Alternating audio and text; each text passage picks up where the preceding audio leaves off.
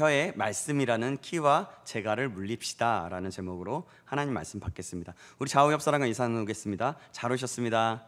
잘 오셨습니다. 여러분 정말 잘 오셨습니다. 우리 다시 한번 고백할까요? 주님의 이름으로 사랑합니다. 주님의 이름으로 사랑합니다. 사랑합니다. 정말 주님의 이름으로 사랑합니다. 사랑하는 여러분, 저희 나라에 속담에 이런 말이 있죠. 말 한마디에 천냥빛을 갚는다라는 말이 있습니다. 말을 어떻게 하느냐에 따라서 빚을 갚을 수도 있고 또 못 갚을 수도 있다는 말입니다. 말의 중요성을 말씀하는 것이죠. 오늘 본문도 말에 대해서, 혀에 대한 것으로부터 말씀이 시작됩니다. 혀를 잘 사용한다는 것은 누구에게나 쉬운 일이 아닙니다. 그렇죠? 혀도 하나님께서 주신 지체로서 하나님께 영광이 되도록 사용해야 할 그런 것입니다. 혀를 잘 사용하면 여러 가지 유익이 있지만 잘못 사용하면 큰 폐해가 생기고 그게 많은 조심해야 할 그런 지체이죠. 본문 1절, 2절은 말로써 사명을 감당하는 직분을 받은 자들에게 주시는 말씀인데요. 1절, 2절 말씀 제가 읽겠습니다. 내 형제들아, 너희는 선생된 우리가 더 큰 심판을 받을 줄 알고 선생이 많이 되지 말라.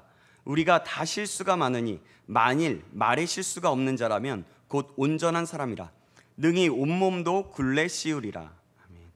다시 말해 선생으로서 가르치는 직분인 자들에게 그런 주시는 권면인데요. 선생이란 말을 많이 하는 직업으로서 실수가 많을 수 있는 것입니다. 그렇죠?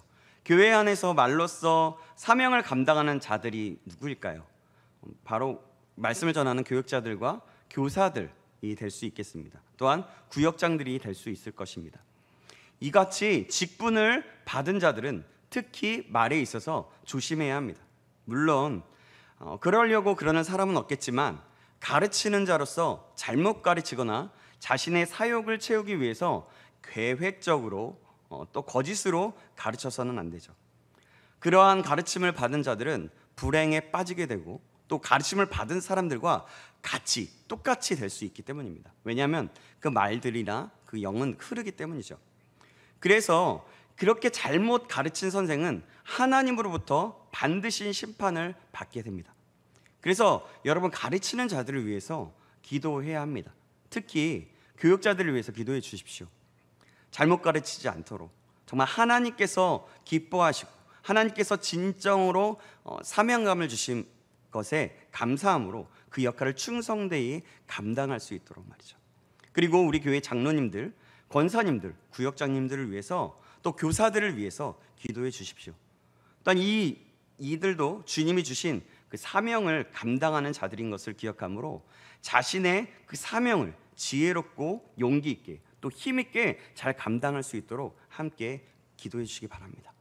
성경은 말씀합니다. 지극히 작은 자 하나가 실족해 해도 차라리 연자맷돌을 메고 바다에 던지는 것이 낫다고 말합니다. 이는 거짓된 가르침을 통해서 자신의 사욕을 채우는 자들의 심판이 있음을 말씀하고 있는 것인데요. 그리고 나아가 모든 성도는 세상에 대하여 선생된 자들입니다. 그러므로 성도의 말을 통해서 깨달음을 주고 덕을 끼치고 축복을 끼치고 또 용기와 소망이 되는 말을 하기에 힘써야 할 것입니다. 스스로 선생이 되려다가 욕먹는 대상이 되는 경우가 많죠. 온갖 사심 또 잘못된 말로써 상처를 주고 누를 끼치는 자가 되지 말고 또 손과 발로 봉사하면서 또 입으로는 덕이 되는 말만 하는 참으로 선생된 자가 되어야 할 것입니다. 아무리 언변이 뛰어난 사람이라 할지라도 말을 많이 하다 보면 실수하기 마련입니다. 그래서 오늘 본문 2절의 중반부에는 만일 말로 실수가 없는 자라면 곧 온전한 사람이다 라고 했습니다. 아까도 처음에 말씀드린 말 한마디에 천냥빚을 갚는다는 우리의 속담도 있습니다만 이 모두는 말이 얼마나 중요한가 하는 그런 사실을 잘 보여주고 있습니다. 말에 실수가 있느냐 없느냐에 따라 그 결과는 참으로 다른 것이기 때문입니다. 본문 3절과 4절 말씀인데요. 3절, 4절 제가 읽겠습니다. 우리가 말들의 입에 재갈 물리는 것은 우리에게 순종하게 하려고 그 온몸을 제어하는 것이라. 또 배를 보라. 그렇게 크고 광풍에 밀려가는 것들을 지극히 작은 키로서 사공의 뜻대로 운행하나니. 야고보는 혀의 중요성을 말의 재갈과 배의 키에 비교합니다. 우리가 타는 말에게는 힘이 있지만 재갈을 물리는 것은 그 힘 있는 말이 사람이 움직이고자 하는 대로 순종하고 제어하려고 하는 것입니다. 재갈은 어떻게 생겼습니까? 재갈 한번 보시겠습니다. 재갈 한번 넘겨주시겠어요? 재갈, 말이 있죠. 여기 이렇게 실제적으로 보면 하나 더 넘겨주면 실제적으로는 저렇게 생겼습니다. 저거 하나로 말을 좌지우지하고 힘 있는 말을 제어하게 되는 것이죠. 아주 작은 듯 하나 그렇게 힘센 말을 순종하게 하고 제어를 하게 됩니다. 또 배는 어떻습니다? 배가 아무리 크다고 하여도 또 그 배를 움직이게 하고 배의 방향을 결정하는 것은 지극히 작은 키입니다. 한번 배의 키를 보겠습니다. 한번 넘겨주시면 이렇게 생겼습니다. 배의 키는 어떤 사람은 우리가 들고 다니는 그 작은 키 있잖아요. 차 키나 집안의 키, 열쇠 같은 것이라고 생각하는데 여기서 말하는 키는 배의 키가 바로 이 키입니다. 이 키 하나로 좌로 우로 마음껏 움직이게 배가 아무리 큰 배가라고 하더라도 그렇게 움직이게 된다는 것이죠. 따라서 배가 키가 이제 그냥 넘겨주시면 돼요. 키가 없어지거나 부러지면 그 배는 방향 없이 표류하거나 암초에 부딪혀서 파손을 하게 됩니다. 그러나 배가 키를 튼튼히 갖추고 그렇게 배가 튼튼한 키를 갖추고 있다면 사공 즉 선장은 자신의 뜻대로 목표 지점에 도달할 수 있을 뿐만 아니라 항해를 수월하게 할 수 있을 것입니다. 사람의 혀도 바로 배의 키와 같은 역할을 합니다. 혀는 비록 사람의 지체 중에 가장 작은 것처럼 보이지만 그 혀를 어떻게 다루느냐에 따라서 인생의 항로가 결정되기도 합니다. 그러기에 혀를 함부로 사용하고 악하게 사용하게 되면 인생의 항로는 구렁텅이에 빠져들고 마는 것입니다. 반면에 조심하여서 잘 사용하게 되면 인생의 항로를 아름답게 하고 유익하게 해줍니다. 그러므로 우리는 혀를 조심해서 사용하고 또 선한 말을 함으로써 인생을 한층 아름답게 꾸며 나가야겠습니다. 실수가 많고 연약한 우리의 말과 혀에도 말씀이라는 재갈을 물리고 말씀이라는 튼튼한 키를 갖추어서 하나님 앞에 순종하는 그런 지혜로운 사람이 되기를 간절히 소망합니다. 오늘 본문 5절 6절 말씀인데요. 오늘 5절 6절 말씀인데요. 제가 5절 여러분이 성경책 보면서 같이 한번 읽어보겠습니다. 여러분이 6절 교독해 보겠습니다. 이와 같이 혀도 작은 지체로 돼 큰 것을 자랑하도다. 보라 얼마나 작은 불이 얼마나 많은 나무를 태우는가. 혀는 곧 불이요 불의의 세계라. 혀는 우리 지체 중에서 온몸을 더럽히고 삶의 수레바퀴를 불사르나니 그 사르는 것이 지옥불에서 나느니라. 아멘. 혀는 작은 지체이지만 불에 비유하면서 작은 불이 많은 나무를 태우는 것처럼 혀가 얼마나 중요한지를 말씀해주고 있습니다. 혀 하나가 온몸을 더럽힐 수도 있다고 말씀하고 있는 것입니다. 우리는 그래서 혀를 잘 사용해야 합니다. 여러분, 혀가 길들여지기 쉽습니까? 짐승과 새와 벌레와 그 바다의 생물은요 다 사람이 길들일 수 있어요. 길들여 왔지만 혀는 길들여지기가 쉽지 않습니다. 왜냐하면 8절에 쉬지 아니하는 악유 죽이는 독이 가득한 것이라고 말씀하고 있기 때문입니다. 본래 혀를 허락하신 의미는요 의사소통하도록 그리고 대화하도록 그리고 하나님을 찬양하며 이웃에게 용기와 위안을 주고 축복하여 주도록 지음을 받았습니다. 그러나 범죄한 인간의 혀는 부패한 본성을 드러내는 대표적인 기관이 되었습니다. 그래서 비록 성도라고 해도 이 혀를 가지고 하나님을 찬양하는가 하면 형제를 저주하고 욕하기도 합니다. 이것은 성도가 혀를 잘못 사용한 예입니다. 샘은 한 구멍에서 쓴물과 단물을 함께 내지 못합니다. 그와 마찬가지로 한 입에서 찬송과 저주를 함께 내는 것은 마땅치 않다라는 것이죠. 성도의 혀는 언제나 찬송과 감사의 그 선한 말을 하는 데 사용해야만 합니다. 이웃을 위로하고 칭찬하고 격려하는 데 사용하고 복음을 증거하는 데 사용해야 하는 것입니다. 언어는 인간의 의식을 나타내는 가장 적절한 표현 수단입니다. 어떤 사람의 의식 정도를 알아보는 지름길은 그가 어떤 언어를 사용하고 어떤 말을 구사하는가를 살펴보면 알 수가 있습니다. 말 속에는 그 사람이 지닌 생각과 인격이 고스란히 반영되어 있는 것입니다. 따라서 성도들이 하는 말은 예수 그리스도를 향한 신앙의 깊이를 나타내 줍니다. 일상생활 속에서 항상 예수 그리스도를 부인하는 말을 하는 사람이 주님을 향하여 진실한 믿음을 가지고 있다고 볼 수 없는 것이죠. 늘 겸손한 마음으로 주님의 은혜를 상고하는 성도라면 그는 하는 이야기가 역시 겸손하고 조심할 것입니다. 오늘 본문 12절 말씀 보시겠습니다. 제가 읽겠습니다. 내 형제들아, 어찌 무화과 나무가 감람 열매를, 포도나무가 무화과를 맺겠느냐? 이와 같이 짠물이 단물을 내지 못하느니라. 아멘. 이 말씀과 같이 무화과 나무에서 무화과가 열리고 포도나무에서 포도 열매가 맺히는 것과 같은 이치입니다. 성도들이 사용하는 그 언어나 말투는 그 가슴 속에 지니고 있는 신앙을 여실히 표현됩니다.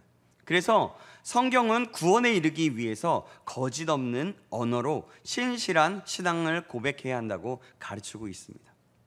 성도들은 그래서 믿지 않는 세상 사람들에 대해서 그리스도의 사랑을 알려주고 덕을 끼칠 수 있는 말을 하도록 노력해야 합니다.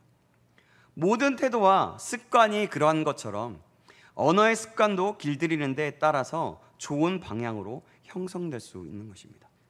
먼저 우리 믿는 크리스찬 성도들은 해야 할 말과 하지 말아야 할 말을 구분할 줄 알아야 합니다.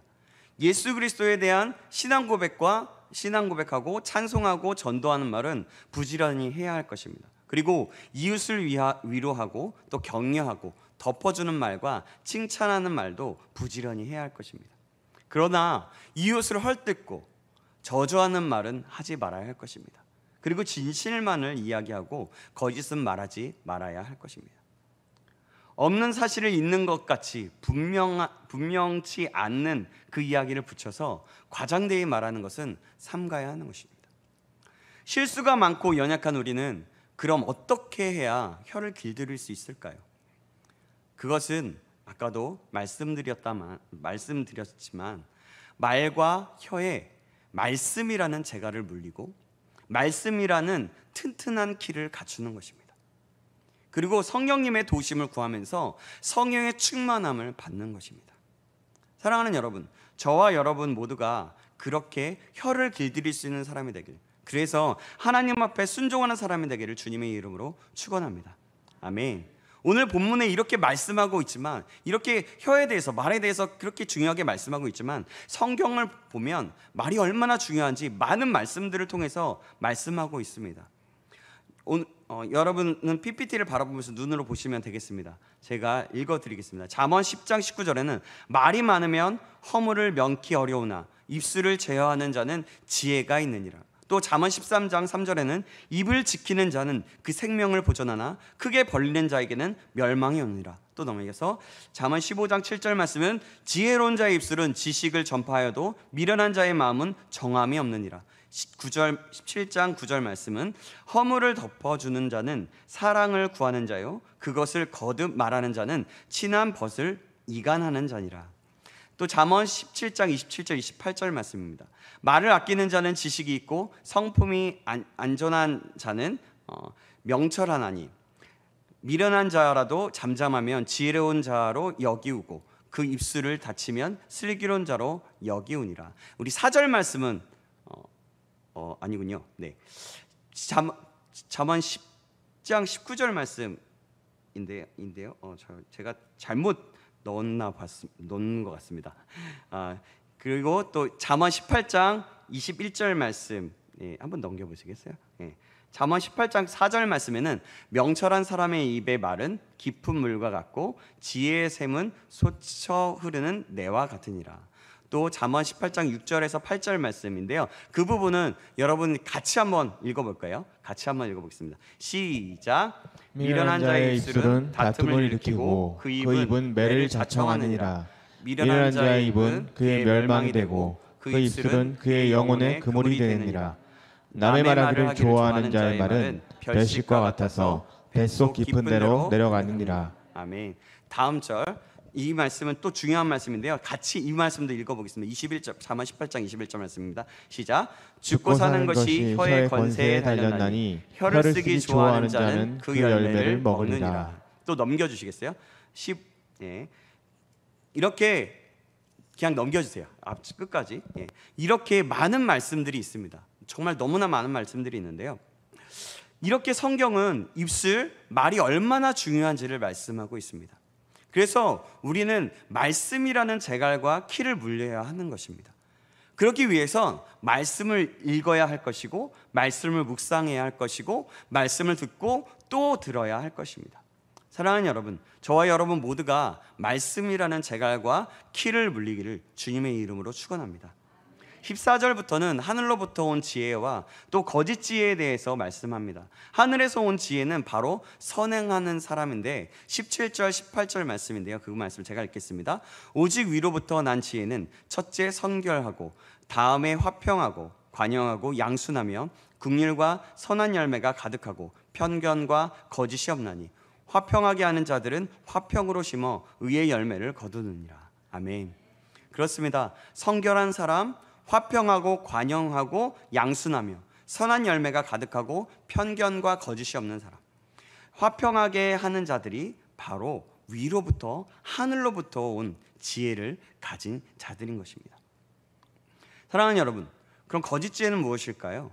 14절 말씀에 나오는 말씀을 하는데요, 제가 읽겠습니다. 그러나 너희 마음속에 독한 시기와 다툼이 있으면 자랑하지 말라. 진리를 거슬러 거짓말하지 말라.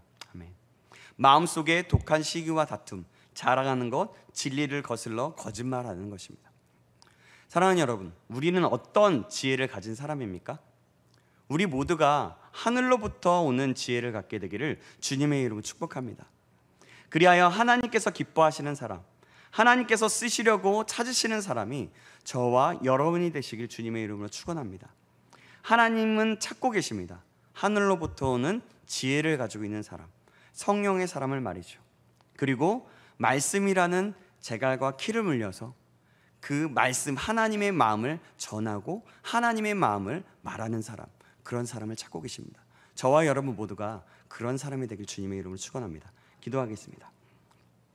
살아계신 하나님 아버지, 오늘도 말씀을 통하여서 혀의 중요성을, 또 말의 중요성을 알게 하시고 어떻게 혀를 길들여야 하는지를 알게 하심을 감사합니다. 오늘 말씀을 기억함으로 오늘 우리 자신을 날마다 말씀이라는 재갈과 키를 갖고 성경의 충만함을 구함으로 우리의 혀가 잘 길들여져서 주님께 영광을 돌리는 삶, 찬양하는 입술이 될 수 있도록 인도하여 주시옵소서. 그래서 하나님께서 이 시대에 찾고 쓰시는 사람, 하늘로부터 오는 지혜를 가진 사람이 될 수 있도록 인도하여 주시옵소서. 살아계신 우리 주 예수 그리스도의 이름으로 기도합나이다. 아멘.